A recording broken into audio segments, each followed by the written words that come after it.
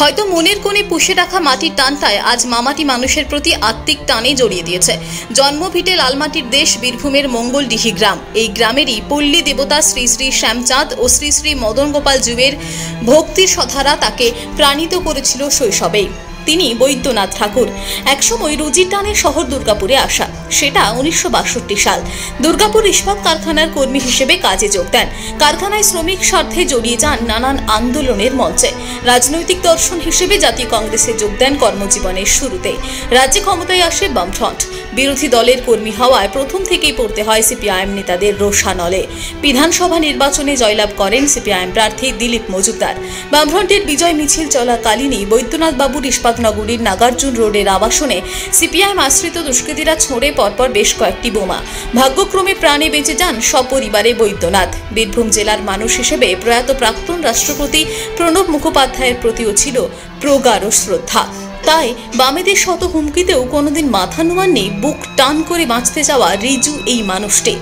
এ রাজ্যে কংগ্রেসের গরিমা তখন পুরোপুরি ফিকে হয়েছে। নতুন স্বপ্ন দিগন্ত বিস্তৃত করে তখন ডানা মেলেছে মমতা বন্দ্যোপাধ্যায়ের নেতৃত্বাধীন তৃণমূল কংগ্রেস। নতুন এই স্বপ্নপুরীর আলোকোজ্জ্বল হাতছানিতে স্থায়ীভাবে বাধা পড়লেন বৈদ্যনাথ বাবু। শুধু সক্রিয় রাজনীতি নয়, মানুষের জন্য কাজ করার তাগিদ থেকে ঝাঁপ দিলেন সমাজ সেবার বৃহত্তর বৃত্তে। অবসরপ্রাপ্ত শ্রমিক কর্মচারীদের জন্য মেডিক্লেম আদায় করা, অবসরপ্রাপ্ত কর্মীদের সংঘবদ্ধ করা, সবই করেন পরম নিষ্ঠার সঙ্গে। হ্যাঁ, এই 86 বছর বয়সেও বৈদ্যনাথ বাবু আরও একবার প্রমাণ করলেন বয়স শুধুই একটা সংখ্যা। তাই হয়তো নিজেকে গৃহবন্দী না রেখে তিনি আজও পাড়ায় পাড়ায় বুথ স্লিপ বিলি করেন। তৃণমূলের সমর্থনে প্রখর রোদে দাঁড়িয়ে দেওয়াল লিখন করেন। অষ্টাদশ লোকসভা নির্বাচনে দলীয় প্রার্থী কীর্তি আজাদের জন্য ভোট প্রার্থনা করে মাইলের পর মাইল পথ হাঁটেন। চেনা অচেনা সকল মানুষের কাছে আবেদন জানান কষ্ট করে হলেও যেন ভোটটা দিতে যান, কারণ চিরদিন গণতন্ত্রের প্রতি অটুট আস্থা রেখেই তিনি পথ চলেছেন। 86 বছরের এই তরুণ নিজেই আজ এক জীবন্ত কিংবদন্তি। স্থিতধী মানুষটা যৌবন উপান্তে এসে হারিয়েছেন তার সহধর্মিণীকে, হারিয়েছেন প্রাণাধিক ভাইকে। তবে শোকের মরুভূমি নিয়ে তিনি বাঁচতে চান না।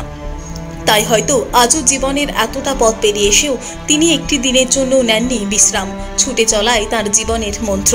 কোনোদিন নিজের জন্য, পরিবারের কারোর জন্য কারো কাছে কিছু চাননি। বরাবরই তিনি ব্যতিক্রমী, অনেকটা তার জীবনের ধ্রুবতারা মমতা বন্দ্যোপাধ্যায়ের মতোই।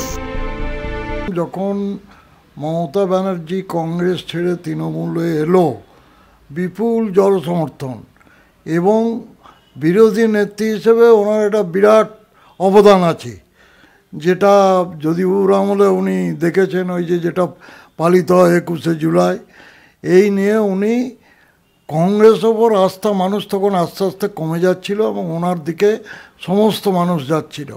সেই অনুযায়ী আমিও জয়েন করেছি তৃণমূলে। ততদিন ধরে তৃণমূলই করে আসছি। বর্তমানে আজ অবধি আমি তৃণমূল করছি এবং এই ইলেকশন পারপাসে যা কিছু কাজকর্ম করার বিভিন্ন এতে কাজকর্ম করছি। 60 সাল থেকে আমি আইএনটিইউসি করতাম, কংগ্রেস করতাম। 66 সাল থেকে আমি প্রত্যেকটি ইলেকশন ফেস করেছি, বুথে বসেছি। সিপিএমের আমলেও ওই প্রচণ্ড অবস্থার মধ্যেও বুথে বসেছি। তারপরে তো তৃণমূল হলো, এখন তৃণমূলের বুথ সভাপতি আছি আমি। আমাদের 134 নম্বর বুথের বুথ সভাপতি আমি, এবং ওখানে কাজকর্ম করে যাচ্ছি। এইবার আমি নাগার্জুনে যখন ছিলাম, তখন নাগার্জুনেও কিন্তু পুরোপুরি কংগ্রেস করে এসেছি, তখন তৃণমূল হয় নাই। এইখানে 89 আমি এসেছি। 89 আসার পর এখানে তাপস সর বলে এক ভদ্রলোক আছেন, উনি কংগ্রেস করতেন। ওনার সঙ্গে আমরা, তখন তো লোক পাওয়া যেত না। আমি যখন নাগার্জুনে ছিলাম, দিলীপ মজুমদার যখন যেতে, সেই দিনই ভোরে আমার বাড়িতে বোম বাস্ট হয়েছে বাড়ির সামনে। কিন্তু আমাকে ব্যক্তিগতভাবে কোনো অ্যাটাক আমার হয়নি।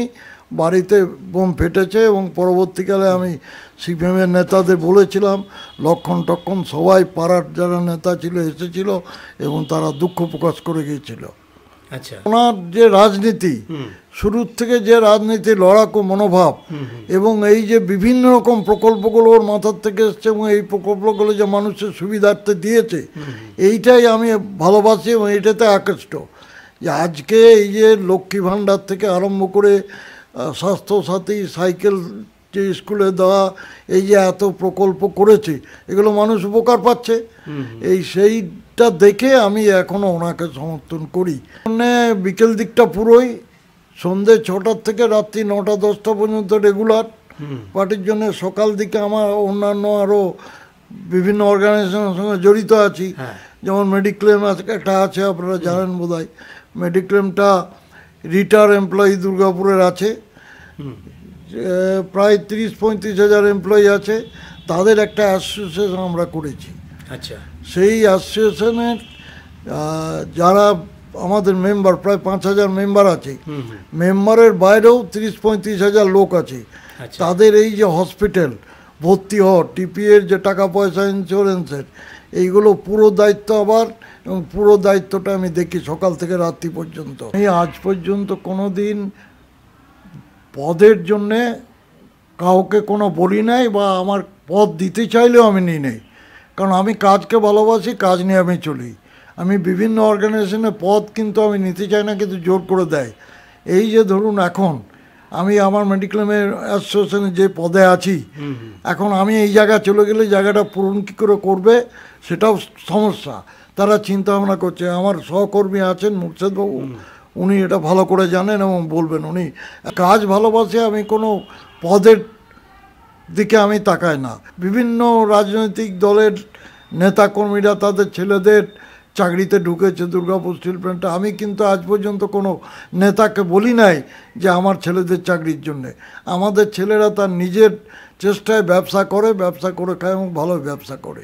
ওনার কার্যকলাপ মানে আমি আগেই বলে রাখি যে আমি ঠিক রাজনীতির লোক নই, কিন্তু সামাজিক কাজকর্ম ঠাকুরবাবু যেভাবে জড়িত বিভিন্ন ব্যাপারে, সেটা আমাকে মানে খুব অনুপ্রাণিত করেছিল। যার জন্য উনি যে কোনো সোশ্যাল কাজে আমাকে বললে আমি না করতে পারতাম না কোনো কাজে। উনি প্রথমেই আমাকে ডেকে নিলেন, নাইট গার্ড কমিটিতে আসতে হবে। আমি দেখলাম এটা একটা সোশ্যাল কাজ, তো সেই হিসাবে একটার পর একটা ওনার সঙ্গে করতে গিয়ে বর্তমানে বলতে পারেন উনি এই পাড়ারই একটা অভিভাবকের মতো আমি মনে করি অন্তত। একদমই। তো এই 25-26 বছরে আমি যেটা বুঝেছি যে ওনার সম্বন্ধে কি বলবো, যে রাজনীতির বাইরেও ওনার যে অবদান, মানে সামাজিক যে অবদান, সেটা কোনো মতেই কেউ অস্বীকার করতে পারবেন না। তো সেই ক্ষেত্রে একবার মজা করি আমি ওনাকে বলেছিলাম যে আপনি আর কত চাপ নেবেন, এই বয়সে এত ব্যস্ততা। তখন উনি আমাকে বলেছিলেন যে আপনি আসুন তাহলে আমাকে একটু হেল্প করুন। আমি বললাম আমি রিটায়ার্ড হয়ে আপনার পাশে সত্যি আপনাকে হেল্প করব। ওই মূল দায়িত্বে আছেন হসপিটালের সঙ্গে কথা বলা। আর বর্তমানে এই যুগে হসপিটালগুলোর বিলিং এমনভাবে বেড়ে যাচ্ছে, সকলের পক্ষে সম্ভব হয়ে উঠছে না যে পেমেন্ট করা। মেডিক্লেমের আওতার বাইরেও বাড়ি থেকে কাউকে 40,000, 50,000, 1 লাখ, 1.5 লাখ পর্যন্ত পেমেন্ট করতে হবে। এই অবস্থায় তারা ছুটে আসেন যে কোথায় পাবো, কি করব। তখন ঠাকুরবাবুই ভরসা।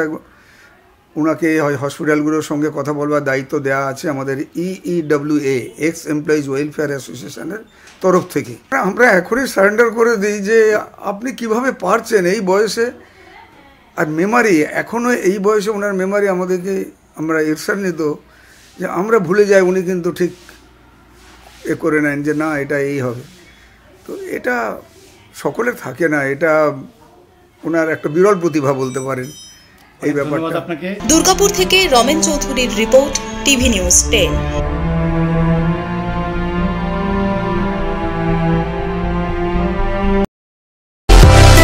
সুলভে সঠিক চিকিৎসার একমাত্র প্রতিষ্ঠান বিবেকানন্দ হসপিটাল। 24 ঘন্টা emergency service, blood bank, trauma care. আপনাদের সেবায় আমরা তৎপর। গুণমান ও পরিষেবায় দুর্গাপুর বিধাননগরের ডক্টর জাকির হোসেন এভিনিউর বিবেকানন্দ হসপিটাল শিল্পাঞ্চলের মানুষের মন জয় করেছে। সবার আগে খবরের আপডেট পাওয়ার জন্য সাবস্ক্রাইব করুন আমাদের ইউটিউব চ্যানেল এবং ক্লিক করুন বেল নোটিফিকেশন আইকনে।